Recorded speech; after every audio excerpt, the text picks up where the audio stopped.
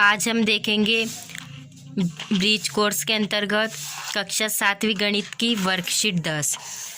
हम पहले उदाहरण देखेंगे ताकि हमें सवाल आसानी से हो जाए। तो हम देखेंगे 2, 4, 6, 8, 10, 12, 14, 16, 18, 20, 24, 22, 24 ये सारी कितने हमारे। तो उपरोक्त पैटर्न में प्रत्येक संख्या 2 का गुणज है। इन सभी में 2 का भाग जाता है, तो ये सभी सम संख्या है। और ये 1, 3, 5, 7, 9, 11, 13, 15, 17, 19, 21, 23। तो उपरोक्त पैटर्न में संख्या 1, 3, 5, 7 ये सभी कितनी संख्या 2 के गुणज नहीं है, क्योंकि इनमें 2 का भाग नहीं जा रहा है, तो ये सभी विषम संख्या है। जिनमें भी 2 का भाग चला जाए वो सम संख्या, और जिनमें 2 का भाग ना जाए वो विषम संख्या होगी। तो हम पहले इसमें उदाहरण का अभ्यास 1 का देखेंगे। 10 से 30 के बीच की सभी सम संख्याएं लिखिए।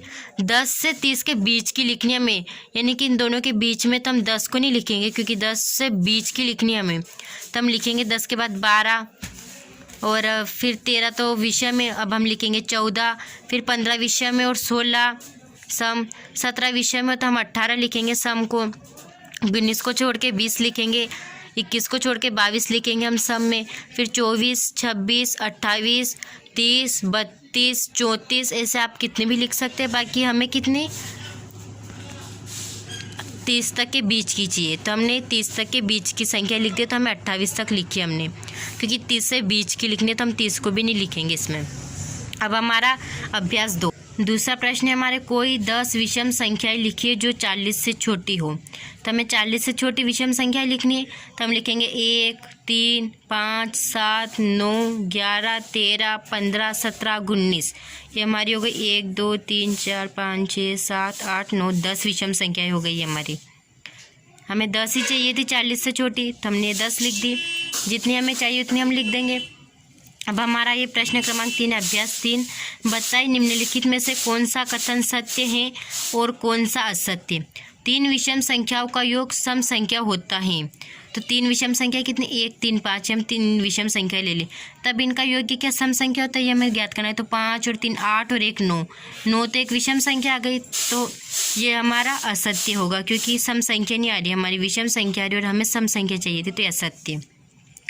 2 विषम संख्याओं और 1 सम संख्याओं का योग सम संख्या होता है, तो हमें 2 विषम संख्या लिखेंगे हम 1 और 3 इनका योग, और 1 सम संख्या, तो हम 1 सम संख्या लिख देंगे 2, तो ये तो हो गई 2 विषम संख्या और 1 हो गई हमारी सम संख्या।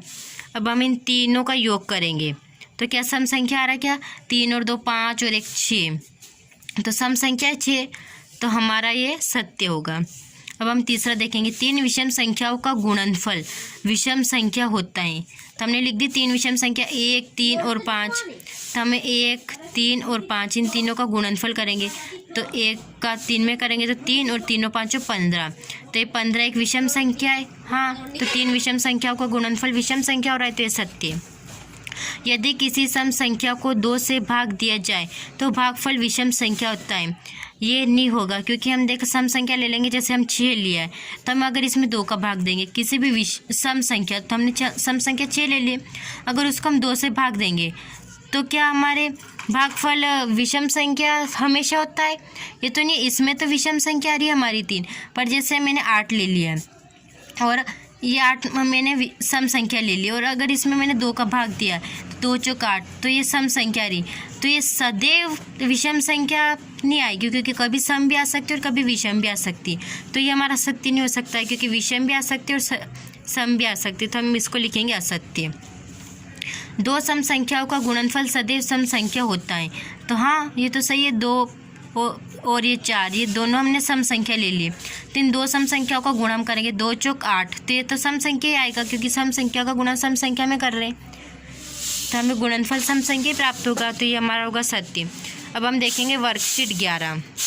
हम देखेंगे उदाहरण, निम्न सारणी में कुछ संख्याओं के गुणनखंड एवं गुणनखंडों की संख्या लिखी है।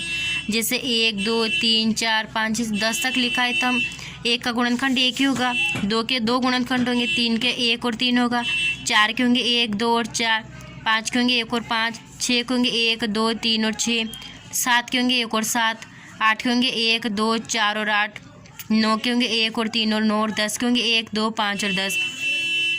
तो अब हम देखेंगे गुणनखंडों की संख्या लिखेंगे यहाँ पे। तो 1 का तो एक ही गुणनफल आए, 2 के गुणनखंड कितने, 1 और 2, तो ये 2 आए, 3 के भी हमारे 2 ही आए, 4 के हमारे 3 आए, 5 के 2 है, 6 के 4 है, 7 के 2 है, 8 के 4 गुणनखंडों की संख्या है, तो 9 के 3 है, 10 के 4 है। अब हम देखें कुछ संख्याएं जैसे 2, 3, 5, 7 आदि संख्याओं के केवल 2 गुणनखंड है। एक तो वह संख्या एक होता है ये सभी के गुणनखंड में, और एक वह संख्या स्वयं। तो ये संख्या कौन सी अभाज्य संख्या कहलाएगी हमारी। और कुछ संख्या जैसे 4, 6, 8, 9, 10, जैसे 4 में भी 3 आए हमारे, 6 में भी ऐसे 3, 4 आए, 8 में भी ऐसे 4 आए, 10 में भी 4 आए। तो ये जैसे ये संख्या जो है ना आदि के 2 से अधिक गुणनखंड है, इन सभी में 2 से ज़्यादा गुणनखंड आ रहे हैं, तो ये संख्या भाज्य होती है, जिसमें मतलब हमारे गुणनखंड ज़्यादा प्राप्त हो तो वो तो हमारी होगी भाज्य। और जैसे एक तो हमेशा सभी में आता है, और स्वयं वह संख्या हो तो वो विषम होगी। अब हम इसका अभ्यास 1 हल करेंगे। हमने उदाहरण देखा है तो हमें अभाज्य और भाज्य संख्याएँ तो समझ में आ ही चुकी है। अब हम इनमें से छाटेंगे। तो 2 का तो होगा 1 होगा, और 1 2 स्वयं होगा, तो ये तो होगी हमारी अभाज्य। 1 3 का भी स्वयं 3 और 1 5 का भी स्वयं 1 और 5, बाकी 8 के तो 1 2 4 और 8, इसके 10 के भी 1 5 और 10 ऐसे 3 हो रहे, 16 के भी 1 2 4 8 16 इतने सारे हो रहे, तो हम इनको नहीं लिखेंगे, हमें केवल अभाज्य संख्याओं पर गोला लगाना है। उपरोक्त तालिका में दी गई संख्याओं में से अभाज्य संख्याओं पर घेरा बनाइए। तो हम अभाज्य पर बनाएंगे। 15 में भी 3 हो रहे, 1 3 5 15 4 हो रहे, तो ये 15 भी नहीं आएगी। 13 एक अभाज्य, क्योंकि 13 में तो एक का जाता है और एक स्वयं 13 का जाता है, तो ये 13 अभाज्य। 45 जिसमें तो 1 3 का भी जाता है, 5 का भी जाता है, 9 का भी जाता है, 45 का भी जाता है, तो ये हमारी अभाज्य नहीं होगी। 55 जिसमें 1 का भी जाता है, 5 का भी जाता है और स्वयं 55 का भी जाता है, तो ये भी अभाज्य नहीं होगी, ये भी भाज्य ही होगी हमारी। 99 जिसमें भी 1 का जाता है, 3 का जाता है और इसका भी जाता है, 9 का भी जाता है, और इसमें हम 11 का भी दे सकते हैं और 99 का भी दे सकते हैं, ये भी हमारी भाज्य होगी। तो हम इस पर भी घेरा नहीं बनाएंगे। एक होगी 7 में 1 का और 7 का स्वयं का जाता है, तो हमारी होगी अभाज्य। ऐसे 97 भी हमारी अभाज्य होगी, 17 भी अभाज्य, 29 भी अभाज्य, 73 भी अभाज्य और 79 भी अभाज्य। ये सारी हमारी अभाज्य संख्या हो गई। अब आप देखेंगे वर्कशीट 12 देखिए और समझिए। प्रश्न 1, एक पेटी में 325 पुस्तकें आती हैं, तो ऐसी 52 पेटियों में कितनी पुस्तकें आएगी। तो एक पेटी में कितनी पुस्तकें आती है, 325।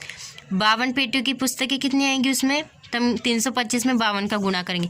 2 5 10 की 0 हासिल 1, 2 चौक 8 और 1 2 दूना 4 2 दूना 4 और 1 5, 2 तिया 6 और 1। हम इसको दोबारा करेंगे। 325 में हम 52 का गुणा करेंगे। 2 5 10 की 0 हासिल 1, 2 चौक 8 2 दूना 4 और 1 5 और 2 तिया 6। अब हम इसमें 5 का करेंगे, तो हम 5 का करेंगे तो एक तो हमें 0 वैसे ही लगानी है, यहाँ पे कटस लगा देंगे हम। 5 का करें तो 5 5 25 का 5 हासिल 2, 5 दूना 10 और 2 12 के 2 हासिल 1, 5 तिया 15 और 1 16। अब हम जोड़ देंगे 0, 5 और 5 10 की 0 हासिल 1, 6 और 1 7 और 2 9 और ये 6 ऐसा कैसे और 1 भी ऐसा कैसे आ जाएगा। अब हम करेंगे एक अलमारी में कुल 5250 रुपये, तो 32 अलमारियों की कीमत हमारी एक अलमारी की कीमत है ये 5250, तो 32 अलमारियों की कीमत हमें ज्ञात करनी है। तो हमारी एक अलमारी कीमत 5750 रुपये है, तो 32 अलमारी की कीमत हमें ज्ञात करने के लिए इसमें 5750 में 32 का गुणा करना पड़ेगा। तो हम 2 का करेंगे, 2 का 0 में तो 0, 2 5 10 की 0 हासिल 1, 2 7 14 और 1 15 के 5 हासिल 1, 2 5 10 और 1 11। अब फिर हम 3 का करेंगे तो ये 2 छोड़ा है, तो यहाँ पे हम ऐसे कटस लगा देंगे। 3 का 0 में करेंगे 0, 3 का 5 में करेंगे 3 5 15 के 5 हासिल 1, 3 7 तो 21 और 1 हासिल का 22 के 2 हासिल के 2, 3 9 5 15 और 2 हासिल के तो 16 और 17। अब हम जोड़ेंगे तो 0 0 और 0 0, 5 और 5 10 के 0 और 1 हासिल, 1 और 1 2 और 2 4, 7 और 1 8 और 1 ऐसे। तो तीसरा क्वेश्चन हम करेंगे 3480 को 12 से भाग दीजिए।